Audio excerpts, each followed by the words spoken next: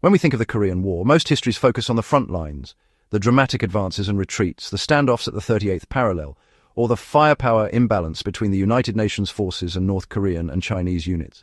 What is less often discussed and rarely explored in depth is how soldiers managed the very infrastructure that made combat possible in sub-zero winters.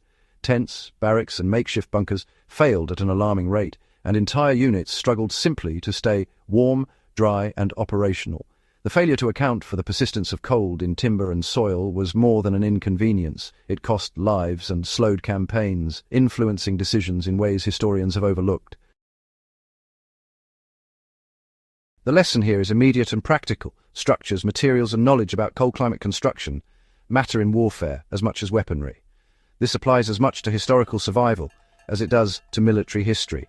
If you value carefully researched, detail-driven history that goes beyond the battlefield, consider subscribing to In the Beginning. Understanding how past societies solved environmental problems, sometimes with nothing but timber, stone and ingenuity, offers insights that remain relevant today.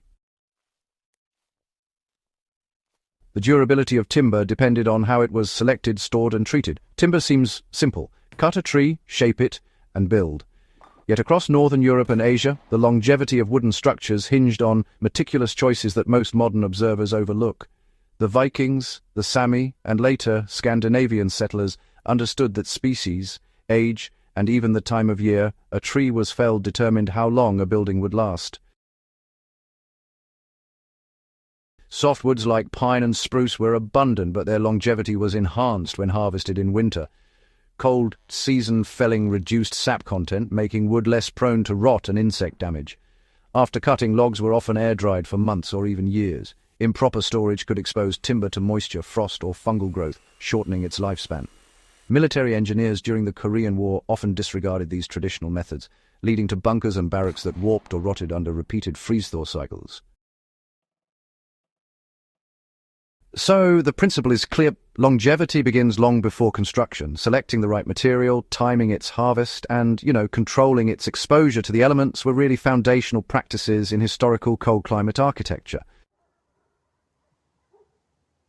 One of the most remarkable aspects of northern timber construction was the widespread use of joinery techniques that, interestingly, required no metal fasteners. Mortise and tenon joints, interlocking corner notches, and wooden dowels absorbed structural stresses instead of transferring them to a single weak point. This technique was absolutely essential in climates with dramatic temperature swings. Wood expands when warm and contracts when cold, and timber, in constant freeze-thaw cycles, can split if stressed improperly. Interlocking joints allowed buildings to breathe without collapsing. Archaeological excavations in Norway and Iceland reveal longhouses standing for centuries, often without a single iron nail, precisely because the builders accounted for material behavior under extreme environmental stress. Modern military planners frequently underestimate this principle. Prefabricated buildings in cold regions fail, not simply because of wind or snow alone, but because their rigid fasteners just can't accommodate natural movement. Historical timber solutions, honestly, suggest a far more resilient approach, designed for movement, not rigidity. Timber was, rarely left exposed. Roofs, in particular, were engineered to withstand both the weight of snow and the penetration of wind-driven cold. Heavy thatch, bark and sod layers provided insulation, while steep angles in some regions prevented excessive snow accumulation. In other cases, slightly lower-pitched roofs actually allowed snow to act as an additional insulating layer. Walls were thick and often layered, sometimes combining timber framing with turf or stone infill. This approach created mass that retained heat from fires, bodies, or even the sun, while slowing the loss of warmth to the outside. Fire was important, of course, but as with Viking longhouses and early Scandinavian farms, it was supplemental. Most of the warmth in these structures was passive, controlled through material choice and architectural design rather than, constant combustion. Korean war barracks often neglected this principle. Thin plywood walls and lightweight materials allowed heat to escape rapidly, forcing soldiers to rely heavily on stoves. In cold climates, structural mass is, honestly, more reliable than temporary heat sources. Sub-zero winters, really highlight the importance of building placement. timber structures set directly on frozen or waterlogged soil are at risk from frost heave, moisture, and rot. Historical builders mitigated these risks in several ways. Longhouses and barns often rested on stone footings or were partially sunken to stabilize temperature. Some northern settlements even incorporated raised planks or sleeper beams to reduce contact with the damp ground. During the Korean War, many temporary shelters, ignored foundational engineering entirely. Buildings installed over frozen ground without insulation or drainage frequently warped as the soil beneath thawed and refroze. Learning from historical methods, stone pads, drainage trenches, and partial earth sheltering could have reduced structural failures and improved troop readiness. Historical timber architecture often integrated heat retention in ways that, modern construction tends to overlook. Smoke holes were small and carefully placed to manage warmth. Central hearths were positioned near thermal mass, like stone floors, walls, or benches, so they could absorb heat and release it slowly over time. Bedrooms and sleeping platforms, interestingly, were elevated just a bit, helping to avoid cold air pooling near the floor. Animals were sometimes housed within or adjacent to buildings to provide a consistent, low-grade heat source. These measures allowed homes to stay habitable during long winters without the need for a constant fire, a crucial lesson for survival-minded engineers and military planners alike.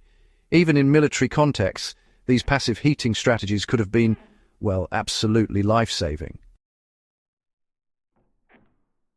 Barracks, mess halls, and storage sheds tend to fail first when heat is treated as an active commodity rather than a retained resource.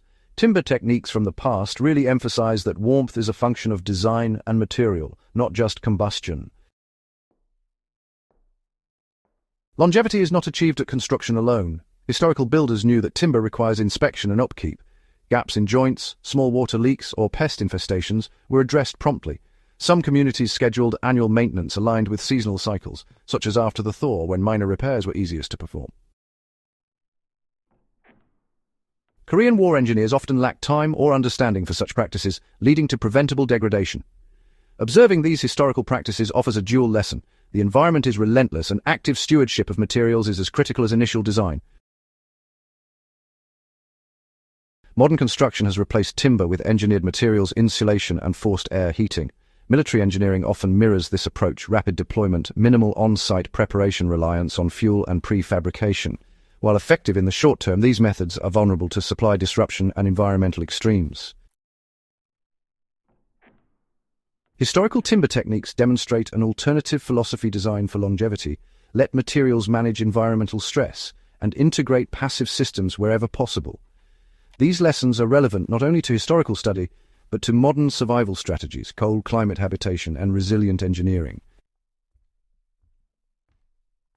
Military planners, disaster response architects, and modern homesteaders all rediscover these principles under different circumstances. The underlying logic remains unchanged. When you understand material properties and environmental constraints, structures last longer, perform better, and consume fewer resources.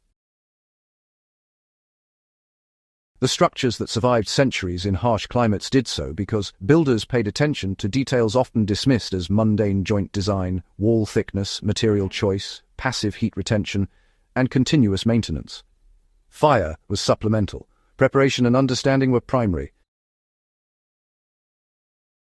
These lessons matter because they reveal how human ingenuity interacts with environment, not just conflict. Military history often focuses on battles, logistics, and strategy, but the endurance of structures and the survival of people within them is just as significant. Recognizing these details enriches our understanding of past societies and provides insights that remain practical today. If you value carefully researched, detail-driven historical analysis, subscribe to In the Beginning. Share this video with others who want a deeper understanding of the technologies and methods that allowed people to endure the cold long before modern heating and prefabrication. These stories endure because the knowledge behind them works if we pay attention.